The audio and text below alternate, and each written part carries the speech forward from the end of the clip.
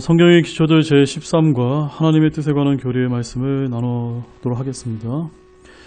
우리 그리스도인의 가장 큰 기쁨은 하나님의 뜻에 순종함으로 하나님을 기쁘게 해드리는 데서 온다는 사실을 알아야 됩니다. 예수님께서는 이 점에 있어 훌륭한 본이 되십니다. 여러분이 하나님께서 원하시는 그리스도인이 되고 하나님께서 원하시는 걸 그대로 순종한다는 것은 큰 축복이 됩니다. 그러기 위해서는 먼저 하나님의 뜻을 알아야 합니다. 많은 그리스도인들이 자신을 향한 하나님의 계획을 모르고 있습니다. 불행하게도 많은 그리스도인들이 그런 계획이 무엇인지 알려고 하지도 않습니다.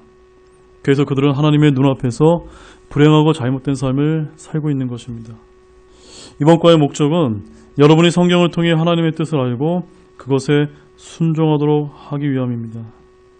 먼저 첫 번째, 모든 사람들이 구원받는 것이 하나님의 뜻이라는 부분을 좀 보겠습니다.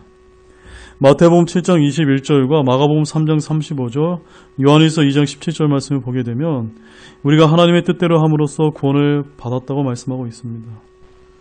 요한복음 6장 40절과 베드로후서 3장 9절은 주님을 믿고 자신의 죄를 회개하는 것이 바로 하나님의 뜻을 행하는 것이라고 말씀하고 있습니다.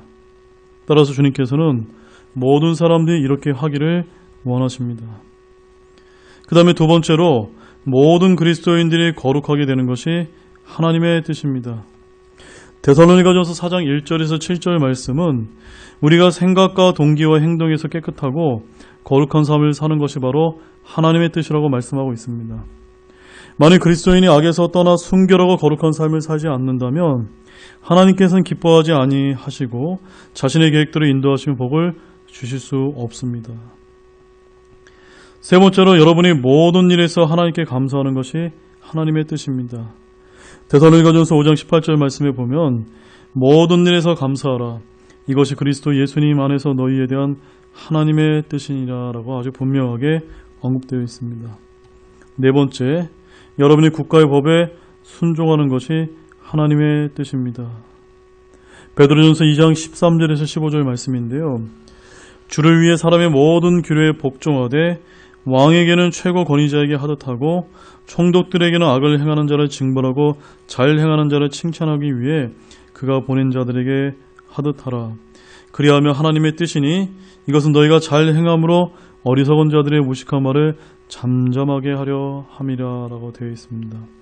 물론 우리 믿는 그리스도인들이 국가의 법에 순종하는 것은 하나님의 뜻임을 잘 알아야만 됩니다. 그러나 국가가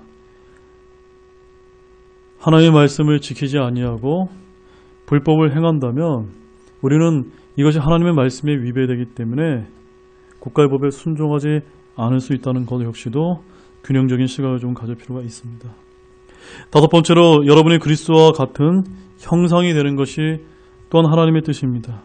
로마서 8장 28절에서 29절 말씀에 의하면 우리가 알거니와 하나님을 사랑하는 자들 곧 그분의 목적에 따라 부르심을 받은 자들에게는 모든 것이 합력하여 선을 이루느니라. 그분께서는 자신이 미리 아신 자들을 또한 예정하사 자신의 아들의 형상과 같은 모습이 되게 하셨나니 이것은 그들이 많은 형제들 가운데 처음 난 자가 되게 하려 하심이라 라고 이렇게 자신의 아들의 형상과 같은 모습으로 되게 하는 것이 하나님의 분명한 뜻임을 잘 아시기 바랍니다. 그리고 에베소서 4장 13절에 15절에도 이 동일한 말씀이 나와 있는데요. 마침내 우리가 다 믿음과 하나님의 아들을 아는 것에서 하나가 되어 완전한 사람에 이르고 그리스도의 충만하심에 장성한 분량에까지 이르리니 이것은 우리가 이제부터 더 이상 아이가 되지 아니하여 사람들의 속임수와 몰래 숨어서 속이려 하는 자들의 사용하는 간교한 술수로 말미암아 교리의 모든 바람에 이리저리 흔들려 밀려다니지 아니하고 오직 사랑 안에서 진리를 말하며 모든 일에서 그분 안에 이르도록 성장하게 하려 함이라. 그분은 머리신이 곧 그리스도시니라 라고 되어 있습니다. 여섯 번째로 여러분이 하나님의 뜻을 아는 것이 또한 하나님의 뜻입니다. 그래서 에베소서 5장 17절 말씀에 의하면 그러므로 너희는 지혜 없는 자가 되지 말고 오직 주의 뜻이 무엇인지 이해하라 라고 되어 있습니다. 주님께서는 여러분이 단순하게 주님의 뜻에 관한 명령을 아는 것에 그치지 않고 매일의 삶 속에서 주님의 뜻을 순종하여 실현하기를 원하십니다. 이렇게 하나님의 뜻을 매일 분별하며 살기 위해서는 지혜가 필요합니다. 그리고 날마다 하나님의 뜻을 분별하며 살기 위해서는 여러분이 원하는 것이 아닌 주님께서 원하는 것을 하겠다는 마음이 있어야 됩니다. 이것은 마음으로부터 순종해야 하는 하나님의 명령입니다. 하나님께서는 자신의 뜻 한 번에 다 알려주시는 것이 아니라 우리가 매일의 삶 속에서 순종함으로 하나씩 알려주신다는 사실을 잘 알아야 합니다. 오늘 알고 있는 것을 오늘 행하시기 바랍니다. 그러면 내일 하나님께서 여러분이 알아야 할 것을 알려주실 것입니다. 주님께서는 캄캄한 암흑 가운데 손전등으로 빛을 비춰주시는 것처럼 자신의 뜻을 알려주십니다. 손전등의 빛은 길의 끝까지 비추지는 않지만 지금 발걸음을 떼기 위해 필요한 것을 비춰주는 것입니다. 로마서 12장 1절에서 2절 말씀을 보십시오. 그러므로 형제들아 내가 하나님의 긍휼을 힘입어 너희에게 간청하노니 너희는 너희 몸을 거룩하고 하나님께서 받으실 만한 살아있는 희생물로 드리라. 그것이 너희의 합당한 섬김이니라. 너희는 이 세상에 동화되지 말고 오직 너희 생각을 새롭게 함으로 변화를 받아 하나님의 그 선하시고 받으실 만하며 완전하신 뜻이 무엇인지 입증하도록 하라 라고 되어 있습니다. 하나님의 뜻을 알기 위해서 여러분은 반드시 자신의 몸을 주님께 완전히 내어드려야 합니다. 완전히 내어드린다는 것은 주님께서 무엇을 요구하시든지 완전히 순종하겠다는 것입니다. 그리고 여러분이 깨끗한 상태를 유지하면 주님께서는 여러분의 생각을 새롭게 해 주실 것입니다. 여러분의 생각은 하나님의 말씀과 기도로 새롭게 될 수 있습니다.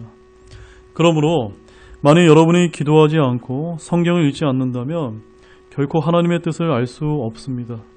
여러분이 이 세상에 동화되지 않고 하나님의 말씀과 기도를 통해 생각을 새롭게 하게 되면 하나님의 그 선하시고 받으실 만하며 완전하신 뜻이 무엇인지 입증할 수 있습니다. 다섯 번째로 하나님의 뜻을 알고 주님께서 여러분이 무엇을 하도록 부르셨는지를 찾아내야 합니다. 거듭해서 바울은 자신이 하나님의 뜻에 따라 사도가 되었다고 증언합니다. 하나님께서는 오직 당신만이 또 여러분만이 할 수 있는 일을 주셨습니다. 그것이 무엇인지 찾아서 하시기 바랍니다. 여러분은 하나님의 뜻대로 완전하게 살 수가 있습니다. 성령님께서는 여러분이 그렇게 할 수 있도록 기도하고 계십니다. 결론의 말씀을 드리겠습니다. 만약 여러분이 기쁘게 주님을 따르고 주님께서 주신 계획에 순종한다면 하나님께서는 여러분의 유익을 위해 여러분의 인생 가운데서 역사하실 것입니다. 이것으로 제13과 하나님의 뜻에 관한 교리의 말씀을 마치고 다음 시간에는 제14과 직장생활에 관한 교리의 말씀을 전하도록 하겠습니다.